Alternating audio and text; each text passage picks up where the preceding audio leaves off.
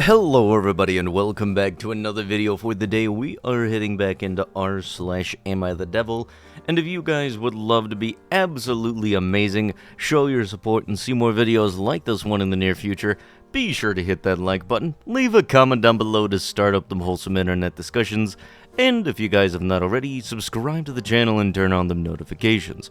Also, if you guys would like to save 10% on your next order of gamer subs, use code Tommy at checkout, or click the link down below. It'll automatically apply the discount to your transaction, and it helps support the channel. Thank you. One of our friends, 25F, heard my 24M girlfriend, 22F, calling me a racial slur. Now my friend group is shunning her and trying to get us to break up. How can I defuse the situation without revealing the embarrassing truth? So, for context, I'm brown and my girlfriend is white. Most of our friend group is white as well, and fairly progressive. So, I've always had a submissive streak, and my girlfriend was more than happy to accept this both inside and outside of the bedroom. Additionally, she's also so sweet and amazing, and is just so accepting of who I am. Honestly, both on a sexual and non-sexual level, she is the best relationship that I have ever had by far, and a few months in just trusting her. I've always had this thing, which I've always been really into, but also have never told anybody about because it's very taboo. Like, people would disown me if I revealed it taboo. Namely, I'm really into this. I like the idea of being in a power dynamic where race is the topic, as well as the idea of being colonized and conquered by a white girl or whatever. I understand that usually for these sorts of fantasies, the genders are flipped, but I've always been really into the idea for a while. I felt comfortable enough to kind of confess it to my girlfriend. She said that she'd try it with me. She was really initially kind of uncomfortable and nervous since she's a fairly liberal white girl and she felt guilty. But apparently, seeing that I reacted well to it let her push through this. And it became one of the cornerstones of our lewd life. I'm obviously a lot more into it than she is, but I think she's also gotten into it because of how it makes me act, apparently. We've been engaging in this for a few months now. Anyways, that's most of the background info out of the way. On to the relevant part of the story now. So basically, me and girlfriend were hosting our friend group at our apartment for a party. Soon, it was winding down and everyone left. Me and my girlfriend went to our bedroom to get ready for bed, and she casually called me a slur, pretty loudly, because again, we thought that everyone left. Apparently, one of our friends, 25F, had not actually left yet. Instead, she came inside our house since she forgot her keys. She heard everything and came upstairs to yell at my girlfriend, who was horrified. I quickly tried to defend her, saying that it was just a joke, but our friend didn't accept that, and said that I was a victim of racist, and just had Stockholm Syndrome. Eventually, I got her to leave, but the situation got worse.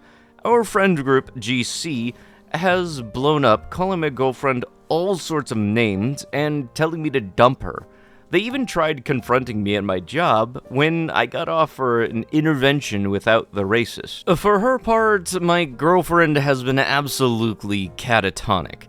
Like I said, my girlfriend is a fairly liberal white girl, so being called racist by all of her friends has been really damaging to her. She's been crying, asking if she really was racist, and if she was tormenting me for taking part in my fantasies. I don't know, it's crazy. I felt really guilty because I'm seeing what all this does to my girlfriend. I tried telling our friends several times I'm not the victim and that we just like to engage in dark humor with one another, but they're not biting and sending me articles about how racist jokes are still racist and punching down or some stuff. I feel like literally all I can do at this point to restore my girlfriend's reputation is to tell the truth. But the truth would be so embarrassing to me. And, like, if I got back to people within my community, I think I might legit get disowned or something. I'm so confused on what to do. Do I just fall on my sword? or is there some sort of easy way out of this situation where I don't have to reveal my depraved fantasies, but my girlfriend keeps her reputation? TLDR, our friend group overheard my girlfriend calling me slurs and have been calling her racist. In reality, it was just a thing that I like. I want to restore my girlfriend's reputation without revealing the truth of what I'm into. You know, before today, I honestly didn't think that even was a thing that people would be into like that. But in situations like this, probably best for you to just come forward with it all, because you trying to keep things secret about you having that type of interest towards being treated like that, it's very much more hurting to your girlfriend than it is for you. And when your friends happen to understand it, hopefully they'll able to understand that it's just something that you have, like an interest. And sometimes just telling the truth and everything is the best thing that you can do about this. But you deciding to pick that interest of yours over your girlfriend is not going to have you be in a good reputation for yourself either. Especially if it does get to the point where bad things have happened to your girlfriend and then they find out that it was all just something that you had an interest in and you cared more about that interest than your girlfriend. I'm going to treat my girlfriend better. I took my girlfriend for granted. She's an amazing girl and I messed up. We've been together on and off for 7 years. I proposed to her at our apartment over the weekend and she said yes. She's been waiting for me to propose since the first year that we started dating. But I had a lot of commitment issues. Mostly the laws in the States scare me as a man. But my girlfriend deserves the best, and I told her that I'm sorry that I didn't see her worth from the start. I just didn't treat her the best at the start of our relationship. I could have done better. I just put everyone above her. My family and my friends, almost everyone came above her. I've cheated on her from the start of our relationship. We were on and off so many times, while she made so many sacrifices for me. She moved all the way to my city after she graduated. Where we live is no dogs allowed, and she gave her dog to her parents. I didn't realize how many big sacrifices that she made to be with me. She's 28 and I'm 37. She stepped up so much. She does so much for me and my kids. I had 2 previous children from my first marriage, and I'm in my children's lives every weekend. My girlfriend took good care of my kids with me. She helped me so much from around the house and the children when I was working full-time, and was just exhausted after work. She changed my children's diapers when they were 2 and 3. This is when we literally just started dating too. She bathed them, she cooked for us, and fed the children. At the time, my 2-year-old was a terrible sleeper, mostly because he was clingy since my mom would always have him on her bed, so my girlfriend would do night shifts and crawl into bed with him and comfort him. My kids were older now, and they love my girlfriend. My eldest asked me when I'm going to give her the honor of being my wife. I laughed, but I really did think about that. I had my kids for a part of the proposal at my apartment. My girlfriend cried and said, "Finally." I told her that I will never take her for granted again, and I need her and my kids need her. She's just amazing. Not many women would do this for someone, especially with someone else's kids at such a young age like she was. I don't know why it took me so long to realize that she did a lot for me while she was young. She was going to school back then too. Now I got my finances together at the point where she only works part-time, and she's much happier about not working full-time anymore. She said that her goal is for me to retire here someday, and she just doesn't have interest in working at all, and I told her that I will get her there one day. It's her birthday next month, and I really want to do something special for her, like take her out of the country. She's never been out of the States before, and always wanted to see a different country, even if it was just Mexico. So you know, you're making an article or making a post stating, hey, I'm gonna do better for my girlfriend, except for the fact that over the past 7 years, you've cheated on her. And no, stop that. That's not good. Stop it. Please do not ever do that to your significant other. I don't care what the matchup is.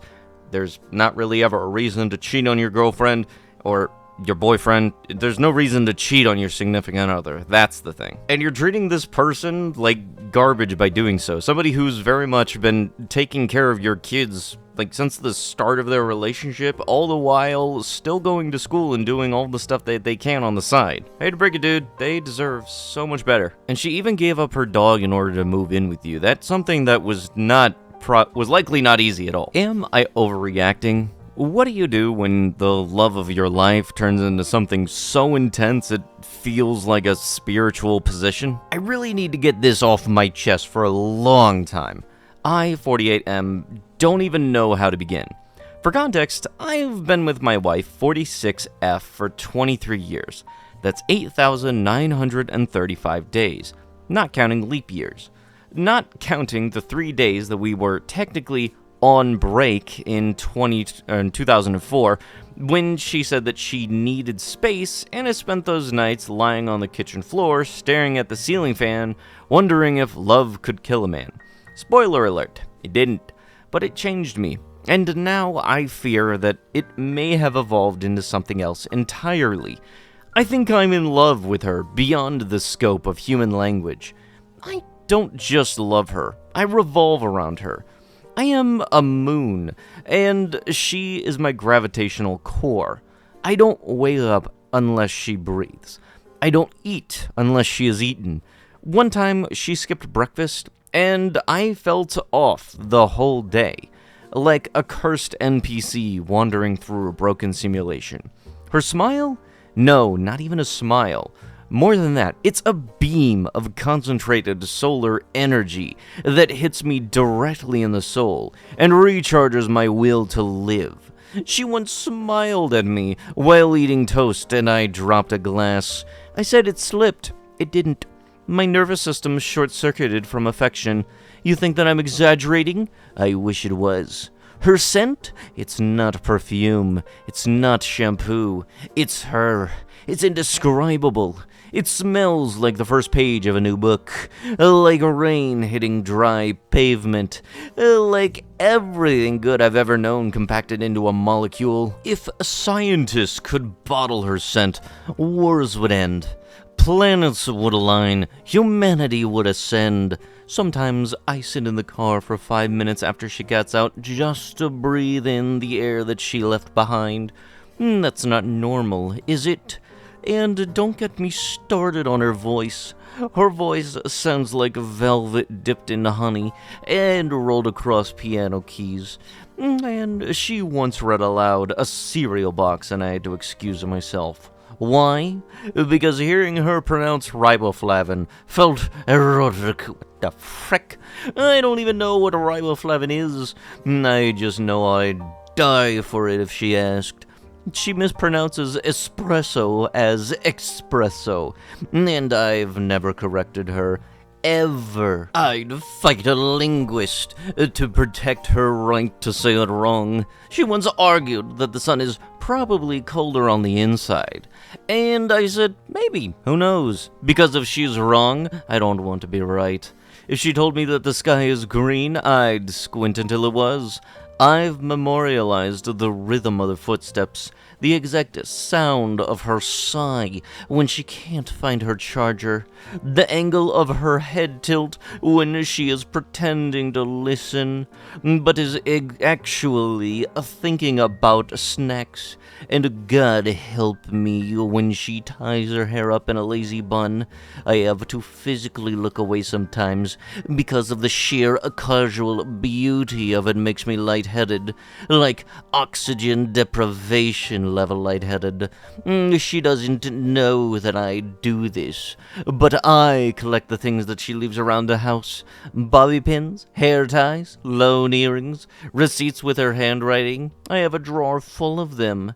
Not because it's weird, okay, maybe a little, but because I need proof that someone like her beauty exists in this mortal realm, that she is real, that I didn't hallucinate her into being. We met when we were in our mid-20s. I spilled coffee on her by accident. She said, "Well, I guess we're married now," and laughed. I laughed too. She doesn't really remember saying that. I do. every day. I hear it in my dreams, and how deep it runs. When we fight, rarely, I wouldn't do anything to defy her. If I did made her upset, I'd cry and crawl for her. I get more upset about the fact that we are fighting than the content of the fight. She once yelled at me for forgetting to take out the trash, and I just stood there marveling at how beautiful she looked while angry. Her eyes were so beautiful. Her nostrils flared like a majestic war horse. I almost even forgot to apologize. I was too busy being enchanted. I followed her around the house like a lost Roomba. If she moves rooms, I move.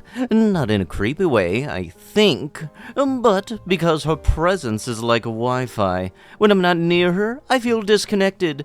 Empty, like a meat shell powered down. She once tripped on a rug and muttered, "We really need to get rid of this rug," under her breath, and I genuinely considered burning the rug. I imagined us throwing it into a fire together. Look, there's very much a difference between loving somebody and being obsessed with somebody to a weird degree, and very much, dude, you are the latter on the matter. Gives me the vibes of, like, if this person told you to jump off of a cliff, you would swan dive thousands of feet. The straight dating scene turned me gay. I didn't wake up one day and say, you know what, I think I'm gay now. That's not how it works, but straight dating really broke me.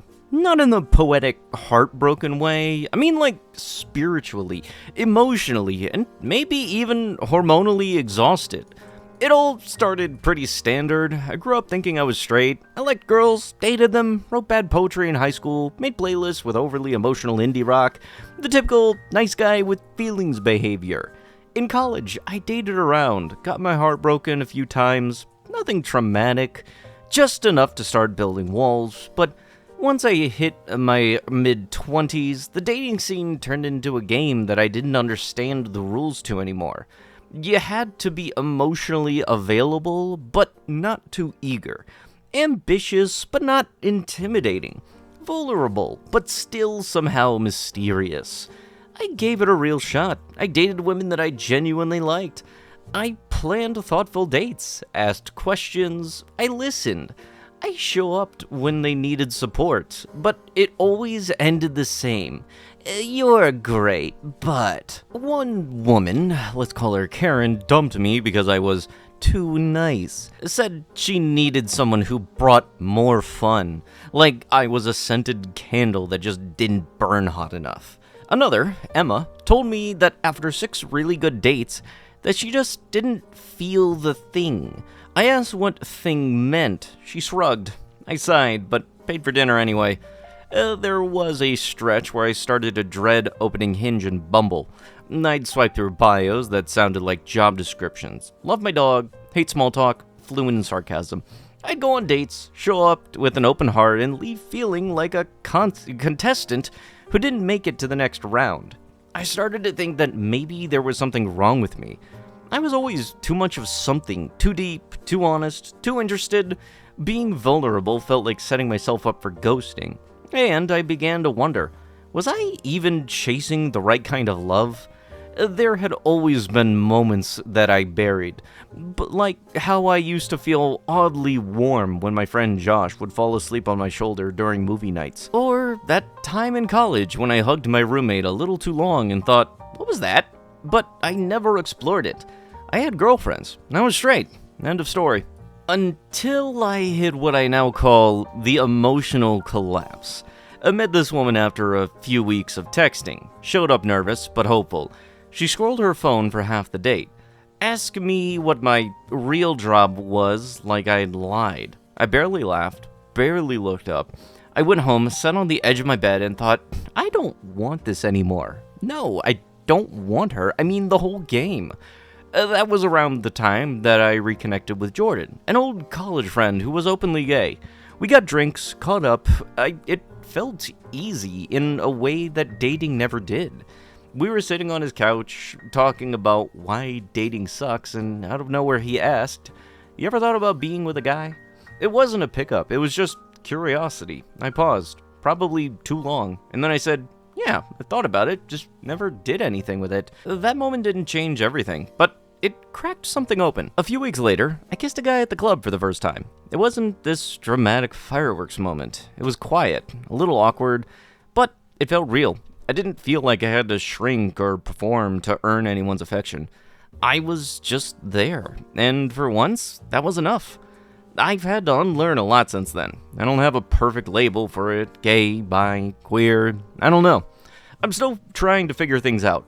But what I do know is that dating women never gave me what I'd been looking for. And maybe it wasn't their fault. Maybe I was just looking in the wrong direction all along. So no, straight dating isn't exactly turning me gay, but sure as hell made me question who I was doing all this for.